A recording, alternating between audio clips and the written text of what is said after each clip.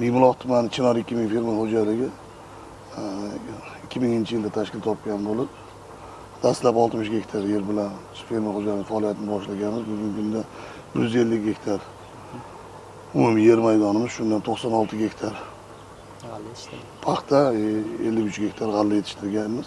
O'tgan yili ilmiy yondashgan holatda 42 gektar yer maydonida tomchilab sug'orish bilan amalga oshirgandik.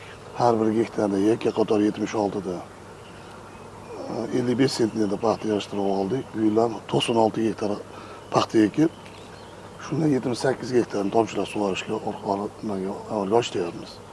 Davlatimiz tomonidan ajratilgan imtiyozli kreditlar, tomchilab sug'orishni amalga oshirganimiz uchun davlatimiz tomonidan ajratilgan subsidiyalarni olib, tomchilab sug'orish qilishni natijasida 50% ga ishchi kuchidan, yoqilg'i moylash, mineral o'g'itdan ekonom qildik.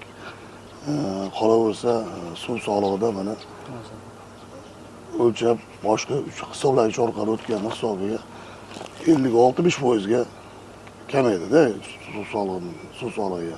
Ishlatgan elektr energiyamizga ham davlat tomonidan subsidiya ajratib qoplab berilyapti. Ishlatgan elektr energiyamizni ham berilgan imkoniyatlardan keng foydalanib, xudo xohlasa kelgusi 2 yil davomida shu 150 gektar yerimiz 100% tomchilab suv tejovishidagi texnologiyalarni qo'llagan holda 100 sentnerdan g'alladan 50-60 sentnerdan paxtadan hosil olishni ko'zlaganmiz. Xudo xohlasa shunga yetamiz.